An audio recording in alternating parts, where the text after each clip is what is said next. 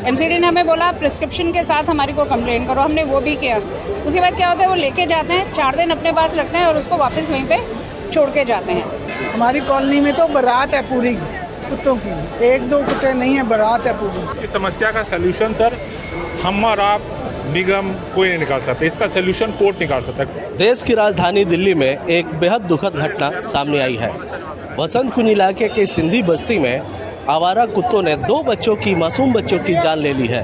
ये आवारा कुत्ते का आतंक इलाके में कितना है, इस बात को जानने के लिए मैं वसंत कुंज इलाके में हूँ और यहाँ पर हमारे साथ कुछ लोग हैं वसंत कुंज के। उनसे बात करते हैं कि यहाँ पर आवारा कुत्तों का कितना आतंक है। सर सबसे पहले आप अपना नाम बताएं। मेरा नाम भानु बिश्नोई है। भानु सर, जो ये घटना हुई है ये कितनी दुखद है और किस तरह की कार्रवाई हो? सर इस दुर्घटना के लिए हम पिछले 15 साल से लड़ रहे हैं। आज आपकी नज़रों में आ जाइए, हमारी कॉलोनी में हर दूसरे दिन कोई बुजुर्ग महिला और बुजुर्ग को कुत्ते काटता है, बट उसके बारे में कोई ख्याल नहीं रखा। हमने एमसीडी में सबको कंप्लेन कर दी, इनके पास कोई सोल्यूशन नहीं है। हाई कोर्ट का नोटिस है कि आप उसको हटा नहीं सकते। जब हटा ही नहीं सकते, उसको इंजेक्शन लगाने के बाद तो काटता ही रहेगा, इसका कोई सोल्यूशन नहीं। जब तक हाई कोर्ट से रूलिंग नहीं आती है, हम कुछ भी कर लें, सोल्यूशन नहीं निकलेगा। तो इसमें कहीं ना कहीं कानूनी दांव पेच भी है। हमारे साथ RWA प्रेसिडेंट भी हैं, उनसे जानते हैं कि मैम कितनी दिक्कत है इन आवारा कुत्तों के वजह से इलाके में। सर आवारा कुत्तों के लिए तो ये इशू है, जैसे कि अभी भानु सर ने बताया है, हर दूसरे दिन कोई मेड, कोई आपका बच्चा, इवन झूला झूलते हुए बच्चों को भी डॉग्स आके काट रहे हैं। हमारे सेक्टर में 2-3 डॉग्स तो ऐसे हैं कि वो चुपचाप पीछे से आते हैं और काट देते हैं। अगेन जैसा बोला एमसीडी ने हमें बोला प्रिस्क्रिप्शन के साथ हमारी को कंप्लेन करो, हमने वो भी किया। उसके बाद क्या होता है, वो लेके जाते हैं, 4 दिन अपने पास रखते हैं और उसको वापस वहीं पे छोड़ के जाते हैं। तो एक ऐसा सिस्टम बनना चाहिए कि कुछ इस तरह के डॉग्स जो हैं उनको जब RWA कंप्लेन करती है या रेजिडेंट्स कंप्लेन करते हैं, हम लोग उनको प्रूफ्स देते हैं, तो उनको उन्हें परमानेंटली उठा के ले जाना चाहिए और NGOs को देना चाहिए जो animal so called animal lovers जो हैं वो सिर्फ खाना क्यों खिलाते हैं, उनको उनकी इस तरह की लुक आफ्टर भी तो करनी चाहिए ना। तो ये देखिए, हमने शुरुआत की थी 2 बच्चों की मौत से और जिस तरह से वसंत कुंज की निवासी हैं, ये लोग बता रहे हैं कि इस तरह की घटनाएं वसंत कुंज के लिए आम नहीं है, हर बार होती हैं। हमारे साथ कुछ और लोग हैं। सर आप बताइए, इस घटना को आप कैसे देखते हैं? देखिए, ये समस्या बड़ी विकट है और इसका कोई परमानेंट सॉल्यूशन भी अभी तक नहीं निकला है। जैसे कि भानु भाई ने कहा कि लॉ चेंज होना चाहिए, बिकॉज लॉ ये है कि you can not remove A stray dog from his और हर टेरिटरी, और उसमें बात जाके फंस जाती है। जब आप उसमें लॉ नहीं है, उसको हटा नहीं सकते हैं, तो उसमें यह है कि जो अभी हमारे पास पर्याप्त जो चीज़ें हैं वो ये है कि उसको स्टेरिलाइजेशन कराया जाए और पॉपुलेशन आगे ना बढ़े, वो हो, काट जाए तो रेबीज़ ना हो। तो इतना हम चाहेंगे कि अथॉरिटीज़ उसको अभी फ़िलहाल करें और एक लॉ में बदलाव आए, तो ताकि सबको ये रिलीफ मिल पाए। कहीं ना कहीं इस समस्या में जो है वो कानूनी अड़चन भी बीच में आता है, जिसके वजह से लोग कुछ कर नहीं पाते। हमारे साथ कुछ और भी लोग हैं। मैम क्या कहेंगे? पहले तो मान लीजिए अगर राजनीति एंगल तरीके से देखा जाए तो पहले बीजेपी थी 15 साल में, अब आम आदमी पार्टी है, लेकिन समस्या जो थी वो जैसी थी वैसी ही है। देखो, ये समस्या का समाधान एमसीडी ने तो बहुत तरीक़ों से पहले निकाला भी था। अब देखते हैं कि अब कैसे निकालती है आम आदमी पार्टी, क्योंकि इंजेक्शंस लगाए जाते हैं डॉग्स को, स्टरलाइज किया जाता है ताकि और डॉग्स ना हो।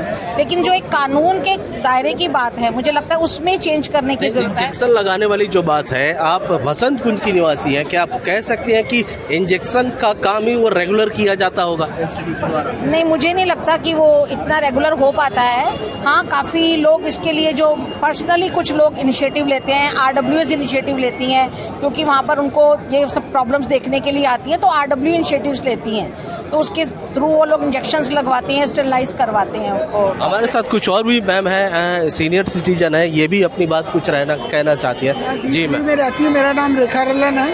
हमारी कॉलोनी में तो बारात है पूरी कुत्तों की, 1-2 कुत्ते नहीं है, बारात है पूरी। मैम आपके जो रिप्रेजेंटेटिव हैं, जिनको आपने चुन के भेजा है, क्या उन लोगों को ये बात नहीं पहुंचती? क्या वो लोग कुछ मदद नहीं करते? सबको बोला हमने, बहुत लेटर्स लिखी, सब कुछ बोला है। हमारे एक कॉलोनी में लेडी रहती है जो कुत्तों की वो करती है, उसके कारण तो कुछ भी नहीं कर सकते। घरों के नीचे छोटे छोटे घर बनाए कुत्तों के, वो रात वहाँ सोते हैं। रात सीनियर सिटीजन सो ही नहीं सकते रात को, वो इतना रोते हैं रात को। यानी मुझे समझ नहीं आती आदमियों तो से। यानी परेशानी जो है वो हर एक सदस्य को, सर आप कहाँ पे रहते हैं और आप इस घटना से कैसे में है जी कैसे इस घटना को देखते हैं? क्या मानते हैं आवारा कुत्तों से परेशान है बसंत?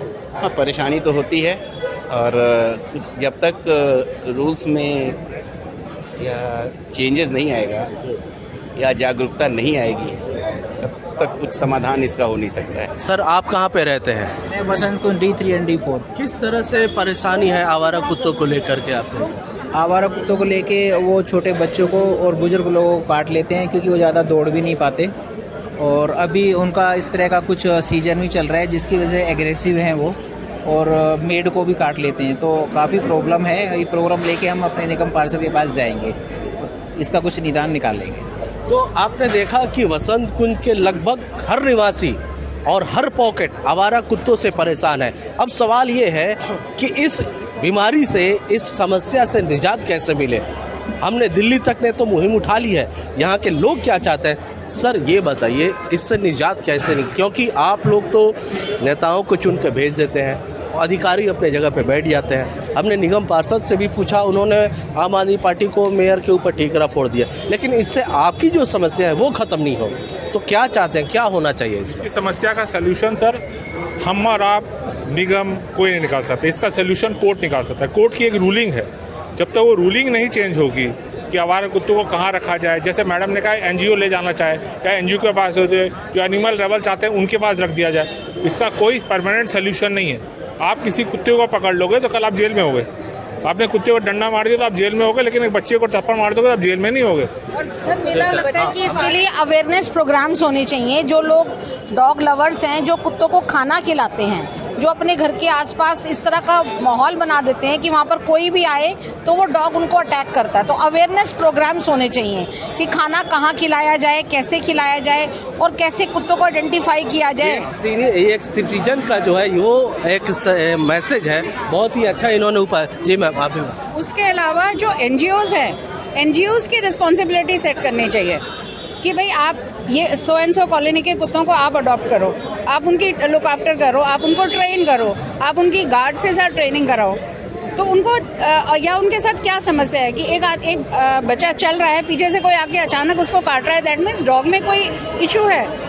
वो पैटर्न रीडिंग, उसका प्रॉब्लम का रीडिंग, ये सब NGOs के थ्रू कराने का बात। अगर सुप्रीम कोर्ट ये रूलिंग कर सकते हैं कि आप हटा नहीं सकते हैं, तो सुप्रीम कोर्ट को ये बोलना चाहिए कि NGOs इनकी रिस्पॉन्सिबिलिटीज़ भी लें।